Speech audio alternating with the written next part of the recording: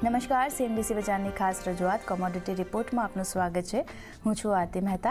આ સપ્તાહે નાનું રહ્યું પણ નોન એગ્રી કોમોડિટી પર ફોકસ વધારે રહ્યું, જેમાં સોના ચાંદીમાં ફરી સુધારા આવતા કિંમતો રેકોર્ડ સ્તરની પાસે પહોંચતી દેખાય, જો બેઝ મેટલ્સમાં ખાસ કરીને સેન્ટિમેન્ટ સુધરતા જોવા મળતા દેખાયા. જોકે ક્રૂડ ઓઇલમાં આ સપ્તાહે વોલેટાઇલ કામકાજ જોવા મળતું દેખાયું છે, જ્યાં OPEC પ્લસે ઉત્પાદન કાપની શ્રેણીને ઉલટાવી બજારમાં 6 મિલિયન બેરલ પ્રતિ દિવસનું ઓઇલ ઉમેર્યું છે. હવે આની કેવી અસર અને કેટલી અસર આગળ કિંમતો પર જોવા મળી શકે છે અને આ બધી કોમોડિટીનો આઉટલુક કેવું બની રહ્યું છે તે અંગે નિષ્ણાંતો સાથે ચર્ચા કરીએ. આપણી સાથે ચર્ચામાં ટ્રેડબુલ સિક્યુરિટીઝના ભાવિક પટેલ અને SSJ ફાઇનાન્સ એન્ડ સિક્યુરિટીઝના પ્રિયાંક ઉપાધ્યાય આપણી સાથે જોડાઈ ગયા છે. ભાવિકજી અને પ્રિયાંકજી, સ્વાગત છે આપ બંનેનું. ભાવિકજી, તમે કઈ રીતે જોઈ રહ્યા છો સોના માટે? ખાસ કરીને હવે PCEના ડેટા પણ ઇમ્પોર્ટન્ટ રહેશે, જે રીતે ત્યાં કઈ રીતે ડેવલપમેન્ટ આવે છે તેને લઈને, પણ જે રેટ કટની અપેક્ષાઓ અહીંયા બનતી દેખાઈ રહી છે સેન્ટ્રલ બેંક તરફથી, ખાસ કરીને જુઓ જે રીતે સોનાની ખરીદારી વધતી દેખાઈ રહી છે. સતત 9મો મહિનો આપણે જોઈ રહ્યા છે જુલાઈમાં કે તેમણે સેન્ટ્રલ બેંક તરફથી ગોલ્ડ રિઝર્વ જે છે તે પોતાનું વધારી રહ્યા છે. એ પણ એક સપોર્ટ અહીંયાથી સોનાને કરતું દેખાઈ રહ્યું છે. કઈ રીતે અહીંયા હવે તમે આગળની ચાલ જોઈ રહ્યા છો? ઇન્ટરનેશનલ માર્કેટ, સ્થાનિક બજારમાં કેવા લેવલ્સ જોવા મળી શકે? Good morning Aarti ji. સૌથી પહેલાં તો આપણે શોર્ટ ટર્મ જોઈએ તો યસ, આજે સૌની નજર PCE ડેટા ઉપર હશે અને જનરલી ફેડ એ જોતું હોય છે ઇન્ફ્લેશન તરીકે પર્સનલ કન્ઝમ્પશન એક્સપેન્ડિચર, અને એ જો થોડુંક સોફ્ટ આવશે તો મને લાગે છે કે મે બી આજે ગોલ્ડ 3440 સુધી જઈ શકે છે. બટ યસ, 3440 3450 એક એટલું સ્ટ્રોંગ હર્ડલ છે કે આપણે છેલ્લા 3-4 મહિનાથી જો છે ત્યાંથી જ વારે ફરે છે. એટલે ઓવરઓલ મને પણ લાગે છે કે 3320થી 3420ની જે રેન્જ છે એમાં જ પ્રોબેબલી ગોલ્ડ વધી શકે છે. પ્લસ આગળ જતાં હવે ફેડની વાત કરીએ તો માર્કેટ ઓલરેડી ડિસ્કાઉન્ટ કરી દીધું છે કે સપ્ટેમ્બરમાં રેટ કટ થવાની છે. મે બી આગળ જે આજના ગવર્નર જે ફેડ ક્રિસ્ટોફર વોલેસે કીધું છે કે સપ્ટેમ્બરમાં બી રેટ કટ થઈ શકે છે, but additional cut may be next 3 to 6 months થઈ શકે છે. બટ જે રીતે ઇન્ફ્લેશન વધી રહ્યું છે એ રીતે મને લાગે છે કે ફેડ પાસે રૂમ થોડીક ઓછી છે અને ક્લિયરલી બોન્ડ માર્કેટ બતાવી રહ્યું છે કે જ્યાં અત્યારના 10-year ટ્રેઝરી જોઈએ તો ડિસ્પાઇટ રેટ કટનો એક્સપેક્ટેશન હતું એ વધી રહ્યું છે. અને આ સેમ સિચ્યુએશન પહેલાં થઈ હતી ઓક્ટોબર 2024માં કે જ્યારે ફેડે રેટ કટ કર્યો હતો, બટ એ ઇન્ફ્લેશન ઓછું થયું એના માટે નહીં પણ પોલિટિકલ ઇન્ટરફિયન્સ માટે. અને આ વખતે પણ ફેડ ઉપર ઘણું પોલિટિકલ ઇન્ટરફિયન્સ છે રેટ કટ કરવા માટે. એટલે ક્લિયરલી બોન્ડ માર્કેટને નથી લાગતું કે અહીંયાથી આગળ જતાં ઇન્ફ્લેશન ઘટી શકે છે. એટલે US ટ્રેઝરીના 2 અને 10 વર્ષની જે yield જોઈએ 60 છે સ્પ્રેડ, જે આજે ઓક્ટોબર 2022 પછી સૌથી વધારે છે. દેટ મીન્સ કે આગળ જતાં મને લાગે છે કે ફેડ પાસે રૂમ ઓછું હશે, જે ગોલ્ડ માટે થોડુંક નેગેટિવ છે. બટ પોઝિટિવ એ છે કે હવે ETFના જે ફ્લોઝ છે ઇન્ફ્લોઝ એ વધી શકે છે, કારણ કે યુએસની 2 યરની ટ્રેઝરી જે છે એ ઘટી રહી છે. દેટ મીન્સ કે ઓપોર્ચ્યુનિટી કોસ્ટ ને હોલ્ડિંગ કોસ્ટ જે છે એ અત્યારે ઓછી રહી છે, જે ગોલ્ડ માટે પોઝિટિવ છે. એટલે મને લાગે છે આગળ જતાં સેન્ટ્રલ બેંકનું બાઇંગ, ETFનું બાઇંગ રહેશે. રિટેલ ડિમાન્ડ જે છે એ ઓછી રહેવાની છે આટલા હાઈ પ્રાઇસીસના લીધે. અને આગળ જતાં મે બી સ્ટેગફ્લેશન પણ થઈ શકે છે કે જે ઇન્ફ્લેશન વધારે હશે અને ઇકોનોમી જે યુએસની હશે, લેબર માર્કેટ એ ઘટી શકે છે. એટલે ઓવરઓલ આજના દિવસમાં મને લાગે છે કે હજી પણ બાય એન્ડ એક્સની સ્ટ્રેટેજી રાખવી જોઈએ PCEના ડેટા પછી. બટ 3450ની આસપાસ આવે છે તો ડેફિનેટલી એક પ્રોફિટ બુક કરી શકાય છે, કારણ કે એના ઉપર સસ્ટેન કરવા માટે માર્કેટ માટે કોઈ નવું ટ્રિગર જોઈશે, જે હાલ અત્યારે દેખાઈ નથી રહ્યું. અને ઓવરઓલ જે લોકોને લોંગ ટર્મ વ્યૂ છે એ લોકોએ લોંગ ટર્મમાં પોઝિશન કોઈ ઓછી કરવાની જરૂર નથી, કોઈ પણ ઘટાડે વધવાનું છે. કારણ કે આગળ જતાં મને લાગે છે કે એ મોંઘવારી જે છે વધવાની છે અને એનું બેનિફિટ ગોલ્ડને થવાનો છે. તો શોર્ટ ટર્મ ઇન્ટ્રાડે આજે બાય એન્ડ એક્સની સ્ટ્રેટેજી રાખવી જોઈએ. મીડિયમ ટર્મ 3450 ઉપર નથી જતું ત્યાં સુધી નવી પોઝિશન અત્યારે એડ ના કરવી જોઈએ. અને જે લોકો લોંગ ટર્મ માટે છે એ લોકો કોઈ પણ ઘટાડે બાય કરવું જોઈએ. ઓકે, તો ગોલ્ડ માટે બંને નિષ્ણાંતો પોઝિટિવ અહીંયા બનતા દેખાઈ રહ્યા છે, ધ્યાન રાખવાનું રહેશે. ભાવિકજી, તમે કઈ રીતે જોઈ રહ્યા છો ચાંદી? કારણ કે અહીંયા જો ઇન્ડસ્ટ્રીયલ ડિમાન્ડ તો વધતી દેખાઈ રહી છે, બીજી બાજુ ચાઇના જે છે તે ખાસ કરીને સોલાર સેલ્સ એક્સપોર્ટ જે છે તે વધી રહ્યું છે ત્યાંથી, એટલે ત્યાંથી પણ ડિમાન્ડ વધતી દેખાઈ રહી છે. Solar energy, electric vehicles, electronic તરફથી જે ચાંદીની ડિમાન્ડ આપણને વધતી દેખાઈ રહી છે. આ બધાની વચ્ચે કઈ રીતે સિલ્વર માટે તમે ધ્યાન રાખી રહ્યા છો? ભાવ સ્થાનિક બજારમાં જો આપણે દિવાળી સુધીનો વ્યૂ લઈએ, કારણ કે હવે દિવાળીને ઓલમોસ્ટ 1 મહિનો જ બાકી છે, તો કેટલા લેવલ્સ તમે જોઈ રહ્યા છો સ્થાનિક બજારમાં આપણને ચાંદીમાં આવતા જોવા મળી શકે? આઈ થિંક વર્ષના સ્ટાર્ટિંગમાં મારો વ્યૂ હતો 1,15,000 થી 1,19,000 સુધીનો યર એન્ડ સુધીમાં, જે પ્રોબેબલી આવી ચૂક્યું છે. અને આઈ થિંક 3950 જે કલીગે પણ કીધું છે એ એક સ્ટ્રોંગ હર્ડલ છે. અને નેક્સ્ટ મને લાગે છે કે જો રેલી ચાંદીમાં આવે તો 3950 ઉપર જશે તો જ દેખાઈ રહ્યું છે, કારણ કે એ પણ એક ઘણું સ્ટ્રોંગ સપ્લાય ઝોન છે. અને જેમ તમે કીધું કે ચાઇના તરફથી આપણે સોલર પેનલની જે એક્સપોર્ટ જોઈએ તો એટલીસ્ટ ફર્સ્ટ હાફ યરમાં 70% વધી છે. અને ઇનફેક્ટ એમને મેમાં જ આપણે જોઈએ તો 93 ગીગાવોટ જે છે એ સોલર કેપેસિટી પ્લાન્ટ નાખ્યો છે, જે ઇનફેક્ટ યર ઓન યર જોઈએ તો 300% ગ્રોથ છે. એટલે ખાસ કરીને અત્યારના ડિમાન્ડ ઇન્ડિયામાં છે, ઓસ્ટ્રેલિયામાં છે, યુએસમાં જે છે એ સોલર પેનલ્સની અત્યારે વધી રહી છે. અને ચાઇના પ્રોવાઈડ કરી રહ્યું છે. અને આપણને સૌને ખબર છે કે સોલર પેનલમાં ચાંદીની વપરાશ થતી હોય છે. અને ઓવરઓલ ઇનફેક્ટ આપણે ડેફિસિટ પણ જોઈએ ચાંદીની પ્રોડક્શનની સામે સપ્લાયનો, તો એ પણ ડેફિસિટ આ ચોથું વર્ષ છે કે જ્યાં સતત ડેફિસિટ ચાંદીની છે. એટલે ઓવરઓલ આઈ થિંક મને લાગે છે કે ચાંદી આ વર્ષમાં આપણે જોયું છે કે ગોલ્ડને આઉટ પરફોર્મ થયું છે. અને હજી પણ જોઈએ તો ગોલ્ડની કમ્પેરેટિવમાં ચાંદી ઘણી જ સ્ટીપ દેખાઈ રહી છે. અત્યારના ગોલ્ડ સિલ્વર રેશિયો પણ 87ની અંદર આસપાસ છે, જે આપણે એપ્રિલ મેમાં જોયું હતું કે 104થી નીચે આવ્યો હતો. અને હવે મને લાગે છે કે 80નું એક નોર્મ થઈ ગયું છે, જે પહેલાં 50નું આપણે ગોલ્ડ સિલ્વર રેશિયો હતો, હવે આઈ થિંક 80ની નીચે જ આવ્યો નથી દેખાઈ રહ્યું. એટલે હજી પણ અહીંયાથી ગોલ્ડની કમ્પેરેટિવ મને ચાંદી વધારે સારી દેખાઈ રહી છે. બટ યસ, ચાંદીનો જે મૂવ છે ઓલરેડી આવી ચૂક્યો છે.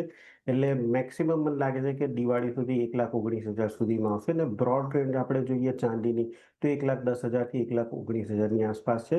તો 1,18,000 19,000ની આસપાસ આવે છે તો એકવાર ડેફિનેટલી પ્રોફિટ બુક કરવું જોઈએ અને થોડુંક વેઇટ કરવું જોઈએ નવી પોઝિશન માટે. અને જો 3950ની ઉપર જાય છે તો મને લાગે છે કે ચાંદી $41 સુધી પણ આવી શકે છે. એટલે એ પણ એક વોચ આઉટ કરવું જોઈએ. અને હજી પણ શોર્ટ પોઝિશન એવોઇડ કરવું જોઈએ. કોઈને નવી પોઝિશન લેવી હોય તો મે બી 1,12,000ની આસપાસ આવે છે ત્યાંથી લેવી જોઈએ. અને કોઈને જૂની પોઝિશન છે 1,19,000 1,18,000ની આસપાસ આવે છે તો ત્યાં એકવાર પ્રોફિટ બુક કરવું જોઈએ. ઓકે, તો આ ખાસ કરીને વ્યૂ ચાંદી માટે બનતો દેખાઈ રહ્યો છે. મોમેન્ટમ પોઝિટિવ છે, આગળનું આઉટલુક પણ પોઝિટિવ બનતો દેખાઈ રહ્યો છે. કોમેક્સ માટે ખાસ કરીને 3950ની ઉપર નીકળે છે તો પછી 41 સુધીના લેવલ્સ પણ જોવા મળી શકે છે. અને સ્થાનિક બજારની જો વાત કરી લઈએ તો દિવાળી સુધી આપણને 1,19,000 સુધીના લેવલ્સ પણ અહીંયા બનતા દેખાઈ શકે છે, તો ધ્યાન રાખવાનું રહેશે.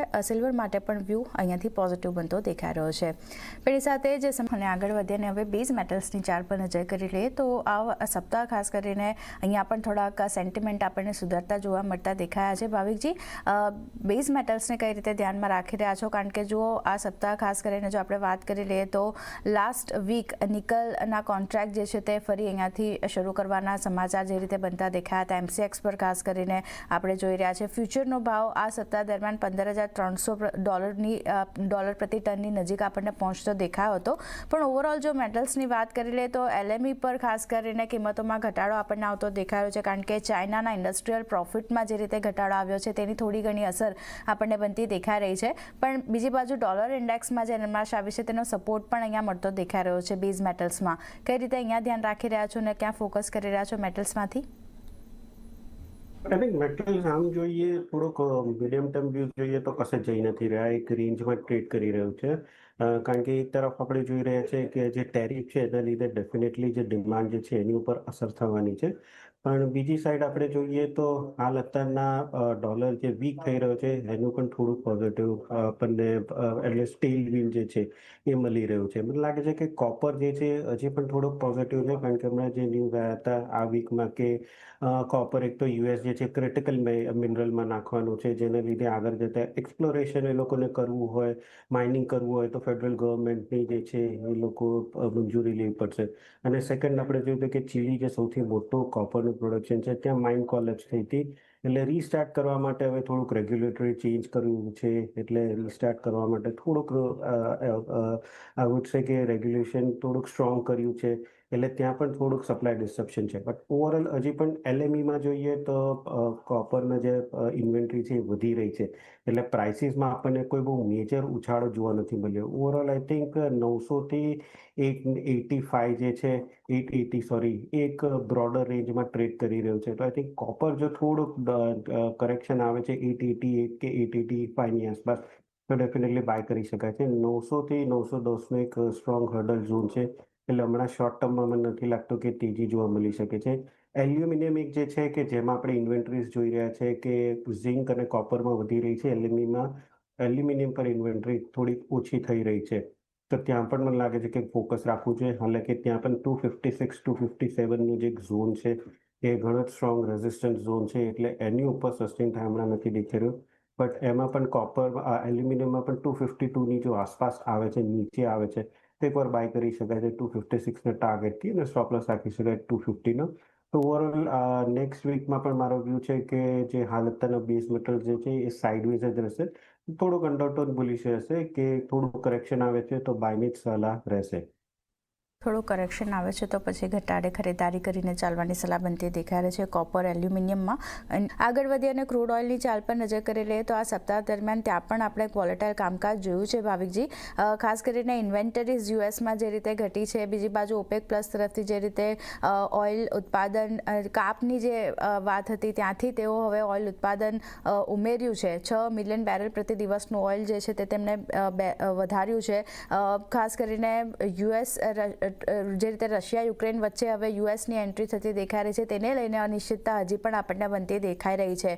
ક્રૂડ ઓઇલ માટે આ બધા ફેક્ટરને કઈ રીતે જોઈ રહ્યા છો? યસ, વોલેટાઇલ સેશન તો રહ્યું હતું કે જ્યાં આપણે જોયું હતું કે અરાઉન્ડ જુલાઈમાં $70 હતું, પછી 70થી સીધું $60 આવ્યું હતું, કારણ કે ત્યારે વાત ચાલી હતી કે રશિયા અને યુક્રેનની કંઈક કી સ્ટોક થઈ શકે છે, પછી રશિયા ઉપર કોઈ એડિશનલ સેન્કશન્સ ના આવ્યા.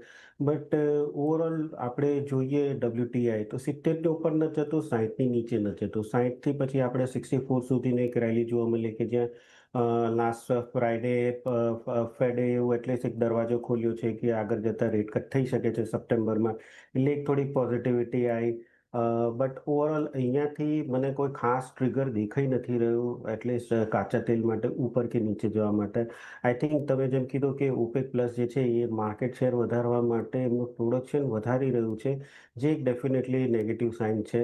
અને અહીંયાથી આપણે ડિમાન્ડની પણ વાત કરીએ તો ડિમાન્ડ ખાસ કરી કોઈને કોઈ બહુ મોટી દેખાઈ નથી રહી, કારણ કે યુએસનું સમર જે પીક સિઝન જે ડિમાન્ડની હોય એ ખતમ થઈ ગઈ છે. હવે વિન્ટરમાં યુઝ્યુઅલી આપણે જોઈએ હિસ્ટોરિકલી તો ડિમાન્ડ ઓછી જ હોય છે, એટલે અહીંયાથી આઈ વુડ સે કે 65 66ની જો ઉપર સસ્ટેન થાય તો જ મને લાગે છે કે કાચા તેલમાં કોઈ મોટી તેજી જોવા મળી શકે છે WTIમાં. અધરવાઇઝ મને લાગે છે કે આ બ્રોડ રેન્જ 70થી 60ની વચ્ચે છે એમાં ટ્રેડ કરશે, અને જે પણ ન્યૂઝ હશે એના ઉપર રિએક્ટ કરશે. એટલે આમાં મોર ઓર લેસ મારી કોઈ ખાસ કરીને કોઈ ટ્રેન્ડ દેખાઈ નથી રહ્યો મને.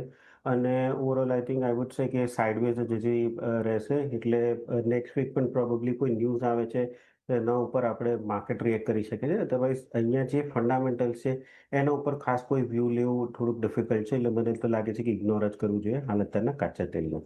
ઓકે, તો અવોઇડ કરીને ચાલવાની સલાહ ખાસ કરીને ક્રૂડ ઓઇલ માટે બનતી દેખાઈ રહી છે. થોડુંક વોલેટાઇલ સેશન હજી પણ આપણને જોવા મળી શકે છે. ઓકે, તો એક રેન્જ બાઉન્ડ કામકાજ જ ક્રૂડમાં આગળ પણ બનતું જોવા મળી શકે છે, નજર રાખવાની રહેશે. પણ એ સાથે જ ભાવિકજી અને પ્રિયાંકજી સમય ફાળવી અમારી સાથે આ શોમાં જોડાવા માટે આપ બંનેનો આભાર. અને એ સાથે જ આ શોમાં બસ આટલું જ. મને પણ આપશે રજા. વધુ સમાચાર અને અપડેટ્સ માટે જોતા રહો CNBC બજાર. નમસ્કાર.